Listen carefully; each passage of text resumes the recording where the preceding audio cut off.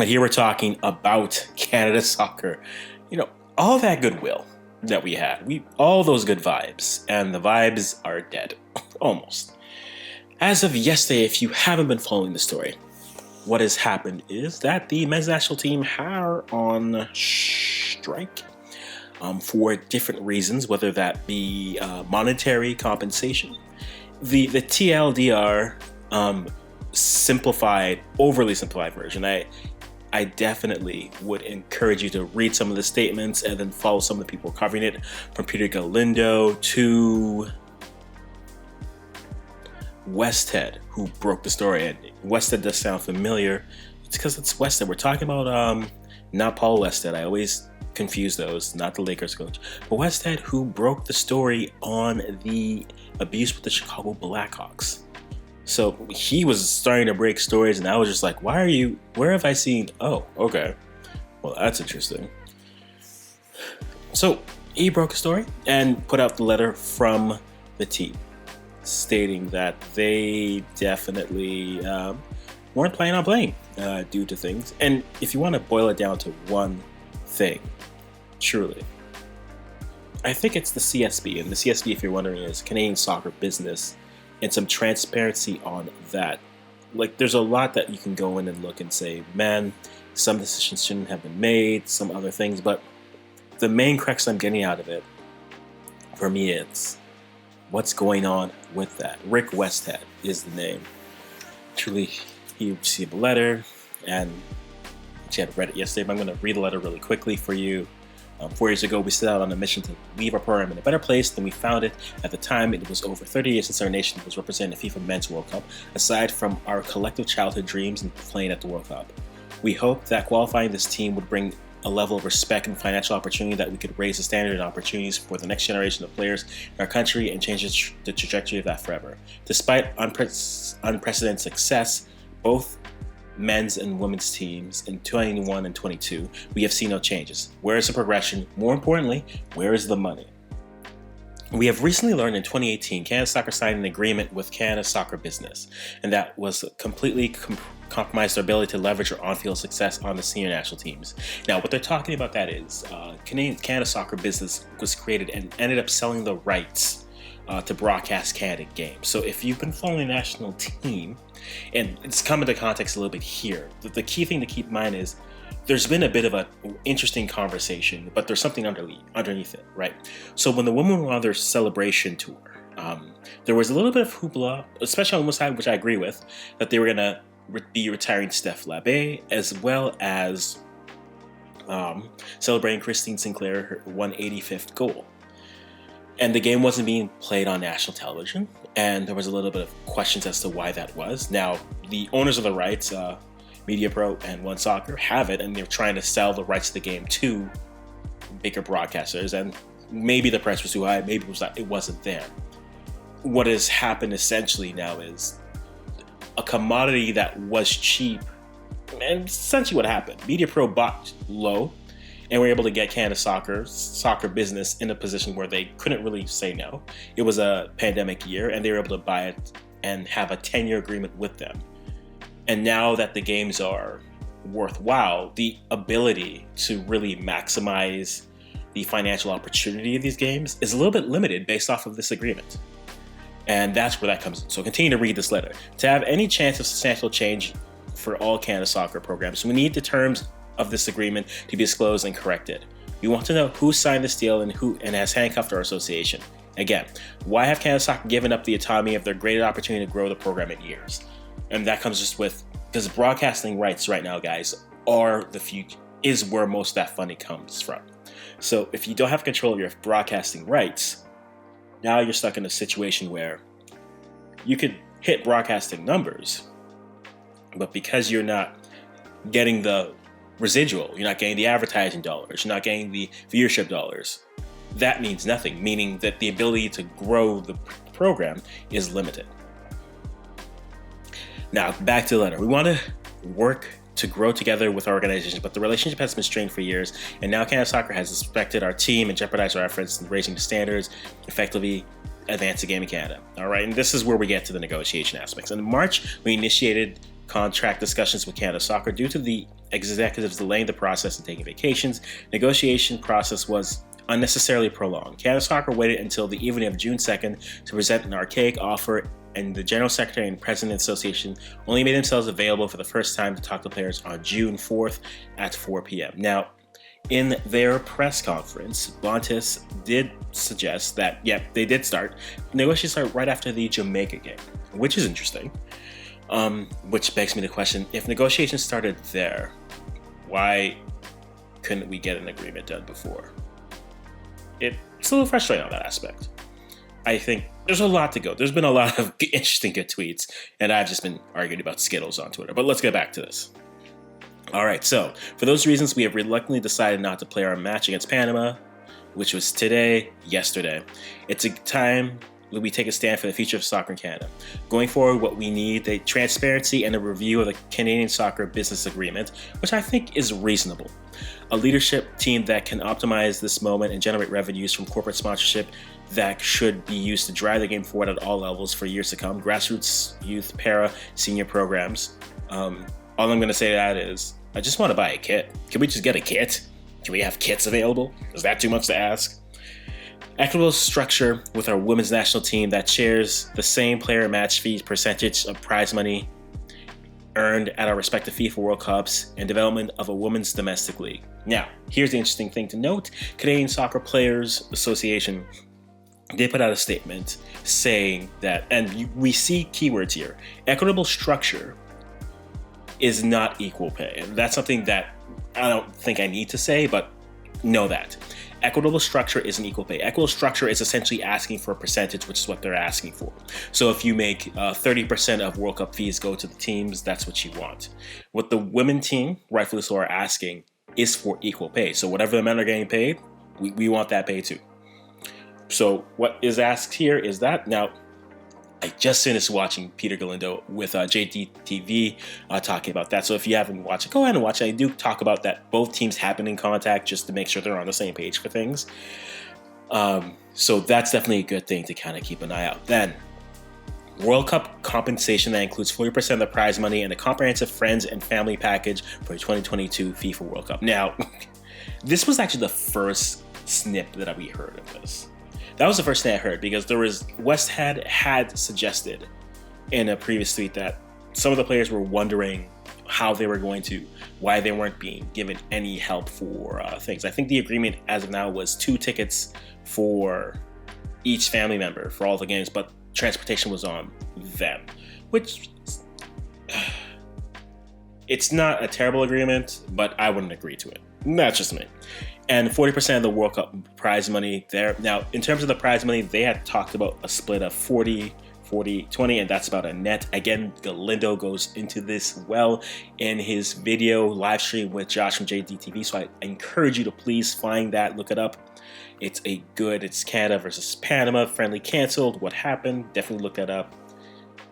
And that is definitely something to keep an eye on for what is happening there. Now, as we continue on, they did talk about domestic league, which Canada Soccer had just, or was it Canada Soccer Business? I don't know. The fact that we don't know which one it is, we do. But that is something that's been key. It's late. Someone said this today, and it's true. When the CPL was created, that was the perfect opportunity to bring in a domestic league for the women, but they didn't do that, and now we're in a bigger problem that we need to be, but that's besides the point. As it goes on, more former players and men's and women's and the para teams integrated into leadership within Canada Soccer Board organization. That I agree with. There's a picture floating around of the board. They are old, they are all middle-aged, bald white men. I'm sure someone has hair in the picture. They're going to come for me. But that is, you need a better representation, both for the teams, but also what the sport looks like here. I saw this on Twitter a while back. The closer that your team, Canada's team, looked like your pickup team, the better they were doing. I'm not going to disagree with that. These fundamental elements we will stand on guard for to shift soccer in our country. We want to apologize to our fans. Playing at home with your support is everything to us. We hope Canada Soccer will take decisive steps to work with our team so we can be back on the field on the match June 9th. We also want to apologize to Panama's players, fans, and staffs association. It's a great privilege and responsibility to represent and play for our country. We stand on guard for you, for us, and for generations to come. The Canadian men's national team, we are brothers, we fear nothing, we stand on guard. Now, the interesting thing is the retort, if we're going to call it that, the retort from Bontis, he started off based off of the demands from the players. The paraphrase was very simple. Even if we only had the national teams, didn't have the youth, the U15, the para, the beach, all the other teams, futsal, we still couldn't afford the team. And to me, I'm asking myself, but how can you not do that if you were planning for it, right? Because I think the issue with a statement like that is it's under the assumption that you had money, right? That you knew you were getting that money, meaning that you have already spent that money, which then brings up the next question, which is, what is this money gone to? Where is it gone to? And I think that's a question that the men are asking, because the Media Pro agreement with One Soccer is investing money into Canada. There's no doubt about it. But you can also objectively look at it and say they bought low, and maybe, just maybe, Josh made this point in his video, and I want to echo it here. Maybe it's just a case of an organization who blew up too fast. I mean, let's be honest, this team was not supposed to make this World Cup, but they did. Everything looked like it was aiming for that 2026. But they made it now. So now what? This isn't just a kind of piggyback on the women demands. This isn't, the US is doing this. This is not just the US. You could argue that the women's program is the program that maybe adds more butts and seats, maybe is the more recognizable brand when they decide, and they deserve to be compensated accordingly. But if you don't have the money to afford this based off of prize money that you weren't planning for, so if you've already planned for this prize money, then where's the money? That's the question. Now, if your budget is based off that and you don't have anything to give to it, then this prize money is money that you didn't have before.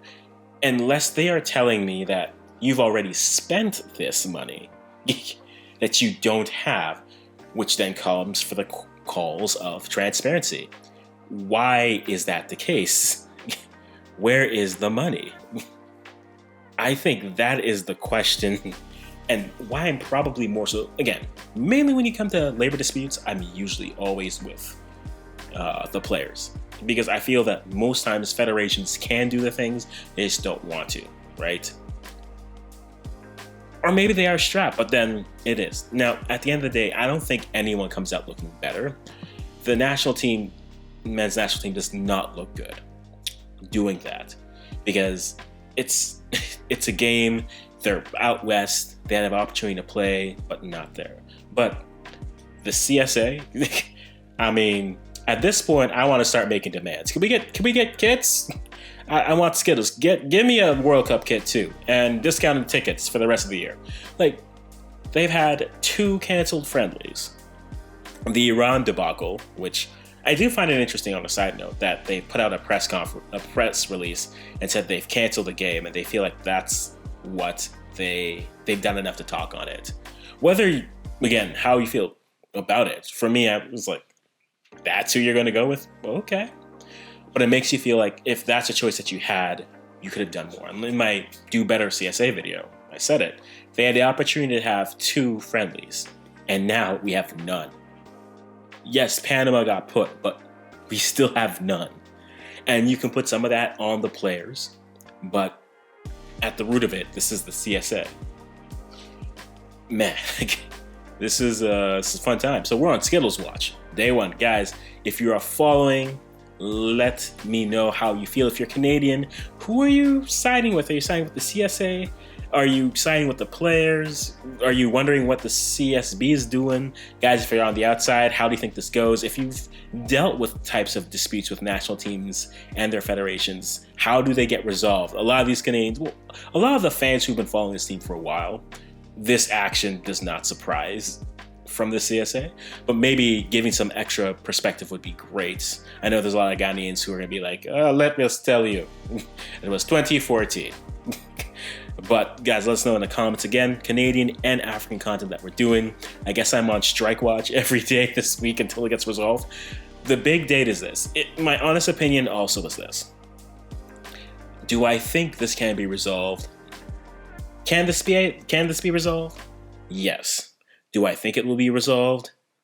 Based off of the press conference from Bontis, they're not playing this window. Now, as a precursor, I am someone who expects the worst and hopes for the best. I am always like that.